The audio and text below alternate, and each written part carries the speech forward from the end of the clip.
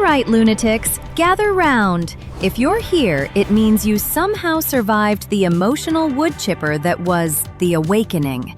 You watched our girls, Tory and Darcy Vega, get dragged through the magical mud, and you're back for more.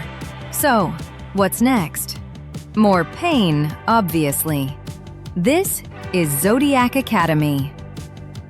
Book 2, Ruthless Fae, is a 700-page dumpster fire of hormones, revenge, and questionable life choices. I'm going to explain the entire glorious mess.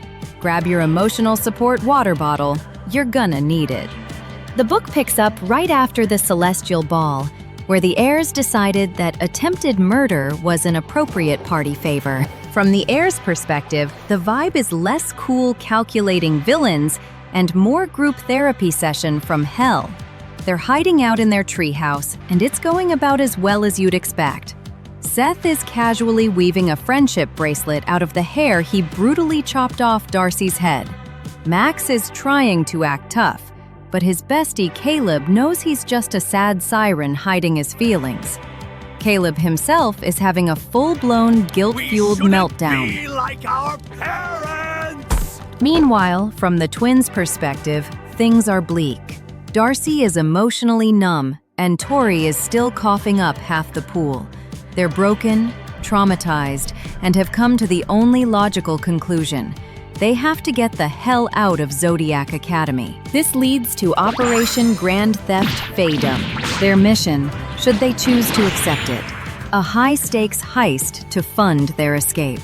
Tory's mission: infiltrate the dragon's lair.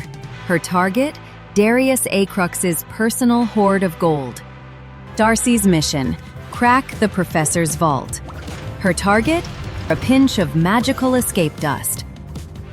The goal: be on a magical Greyhound bus back to Chicago before anyone notices they're gone.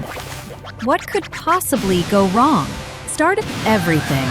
Everything went wrong. Tory, like a pro, picks the lock to Darius's room, fills a bag with gold, and for a little extra spice, sets his entire room on fire, melting his treasure into a giant, useless puddle. It's a cathartic moment of fiery justice that fans live for. Darcy, bless her heart, smashes her way into Orion's office, only for Orion himself to walk in. In a panic, she throws the stardust and accidentally teleports both of them to the top of a windy tower. Stranded, Orion gives Darcy the world's most aggressive pep talk. He tells her, "Fae fight. If you run, you're not one of us." This flips a switch in Darcy's brain. She realizes leaving feels like losing, and it goes against her very core. She storms back to Tory and delivers their new mission statement. "We're not leaving. We're staying. And we're going to get even." And so, their revenge era officially began. They stop trying to survive Zodiac Academy and start running it. Plan: take down the Heirs, one by one, using each boy's own ego, status, or weakness as a weapon. Step 1. Caleb Altair. Caleb's the Pegasus hater who won't shut up about how Pegasuses are freaks. He bullies them non-stop, so the twins decide his new brand is Pegasus Fetishist. They don't attack him. Curses! They rewrite Foiled him. again! Tory hacks his Fae book and signs him up for every single Pegasus fan group in existence. Suddenly, his feed is flooded with glitter wings, rainbow bridles, soft focus Pegasus thirst edits. People start whispering. Then they drop the kill shot. They plant a life-sized inflatable Pegasex doll in his room. Full wings, open mouth. Caleb walks in, panics, and tries to smuggle it out before anyone sees. But he's half naked. He's wrestling this huge plastic Pegasus in the hallway. Somebody's already recording. The angle looks exactly like he's going at it. That clip spreads through the school in seconds. Everyone's screaming, remixing it, adding music, slow-mos, captions like, "When he bullies Pegasi, but you know the truth." his reputation flips overnight. He's that guy who rails blow-up horses. Result? Humiliation locked in. Caleb neutralized. Next, Max Rigel. He can mess with emotions and basically read you. He tried to get into Tori's head again, so she gives him a reminder. Straight shot to the throat. Fast. Efficient. But that's just the warning. For the actual punishment, they smear griffin shit inside his pitball gear. Griffin shit gives you a violent, full-body purple rash.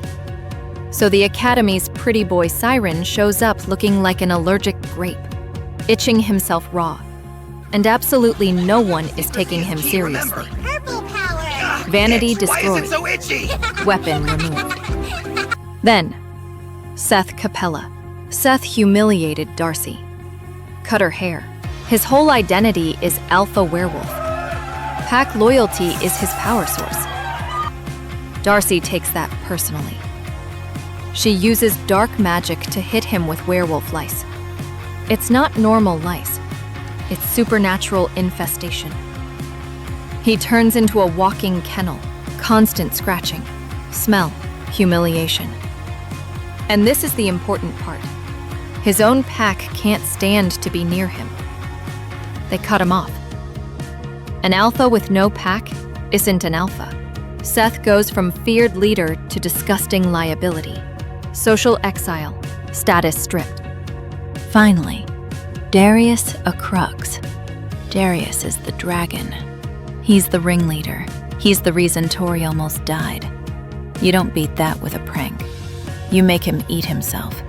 So they go psychological. Tory forges evidence that one of his most loyal followers secretly betrayed him, stole his gold, set the fire, undermined him. She doesn't accuse out loud. She just leaves the right lies in the right places and lets paranoia do the rest. Darius snaps. He turns on his own inner circle, starts tearing apart his support system with his bare hands. Suddenly, the most powerful guy on campus is isolated, angry, and unsure who he can trust. At that point, the board is flipped.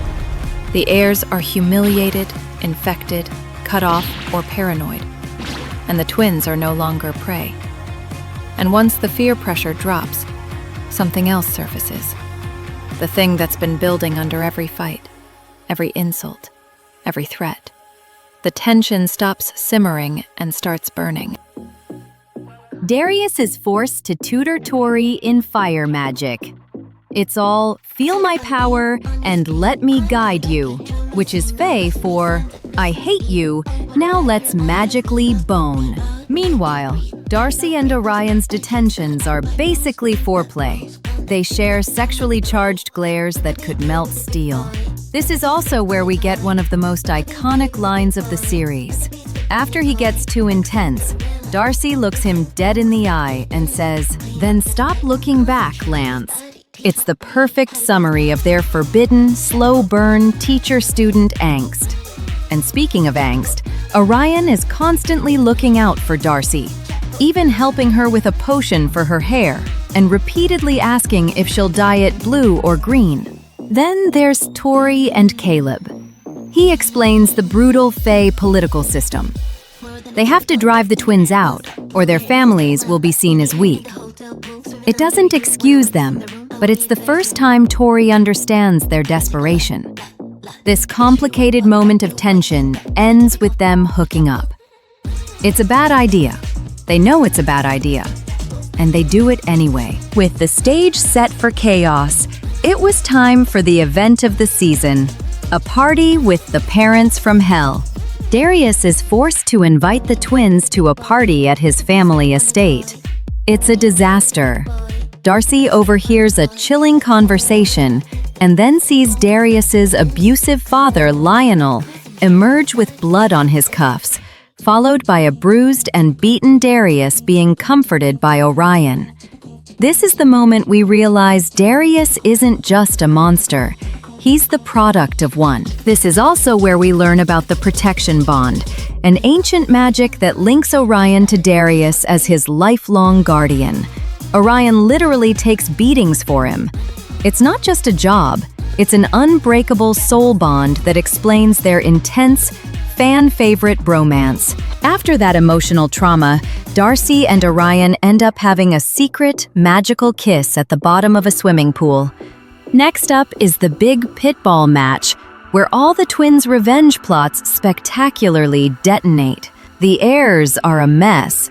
Max is rashy, Seth is scratching, Caleb is being heckled with inflatable horses, and Darius is distracted. Zodiac Academy gets utterly humiliated. A low, ominous hum begins. And just when they thought their biggest problem was magical horse rumors, actual monsters showed up. The stadium is swarmed by nymphs, terrifying, soul-sucking shadow creatures. Chaos erupts. The Heirs are initially useless, but the twins unleash a shocking display of raw power. Darcy sprouts massive wings of fire, and Tory's flames burn with a unique red and blue hue. In the heat of battle, the twins and the Heirs are forced to fight side by side. And in a pivotal moment, Darius is gravely injured while shielding Tory from an attack. By the time the dust settles, the world of Zodiac Academy has been turned on its head. The Heirs and the twins are no longer just enemies. They're tentative, traumatized allies. The nymphs are a proven deadly threat. And most importantly, the twins' true, terrifying power is finally emerging. The entire book, with all its petty pranks and schemes, was secretly the world's most dysfunctional training montage. The battle lines have been redrawn. New alliances have been forged in blood and fire. And the romantic tension is so thick, you could cut it with a magical dagger. Will the truce hold? Will Darcy and Orion ever admit they want to climb each other like a tree? Will Darius finally pull that stick out of his... Well, you get the picture. And don't forget to like and subscribe for more glorious messes explained.